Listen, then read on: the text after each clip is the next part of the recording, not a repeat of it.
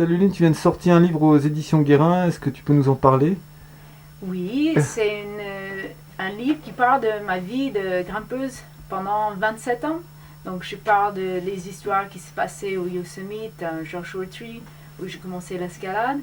Et je passe à plein d'aventures, les compétitions. Et puis, l'histoire du nose, quand je l'ai libérée en 93, et puis en 94. Et puis, je boucle l'histoire avec mes sentiments sur l'escalade et ce que ça veut dire à moi. Est-ce que tu peux nous parler un peu des compétitions alors? La partie des compétitions? La partie compétition, au début, c'était un peu mal organisé en fait. Et il y avait des problèmes avec les règles et tout ça. Mais c'était intéressant pour moi parce que j'avais fait des compétitions d'autres sports comme la natation et gymnastique. Et puis l'escalade, c'était quelque chose qui n'a jamais été un sport comme ça. Donc j'étais curieuse et je suis venue la première fois en Arco, en Italie. Et puis après en France et plusieurs fois pendant 7 8 ans.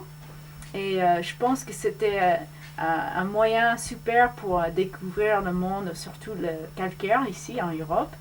Et je suis tombée amoureuse de calcaire en fait. Et puis plein d'amis et j'ai les amitiés de partout au monde. Et puis aussi la partie concentration dans la compétition, de se mettre au moment, l'ego et tout, sur le moment de faire le mieux ce qu'on peut. Et je pense que la compétition, c'est un lieu où on peut vraiment essayer de faire ça et avec les amis. C'est pas un bataille contre les gens.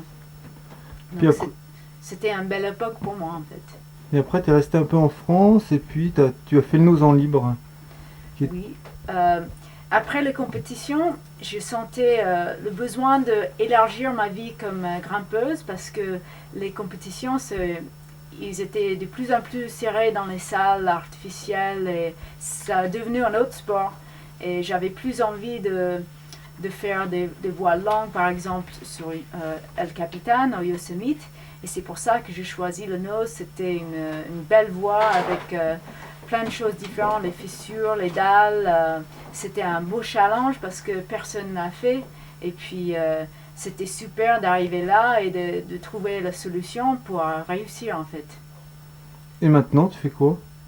Ben, je continue à grimper, j'aime bien voyager, de découvrir d'autres endroits dans le monde et puis aussi de visiter les sites que je connais parce que je fais quand même des boucles en France, Italie, aux États-Unis, j'ai plein d'amis partout et puis j'aime bien aussi faire au moins une fois par an faire un voyage un peu exotique dans un autre pays où je peux découvrir une autre culture et un autre paysage.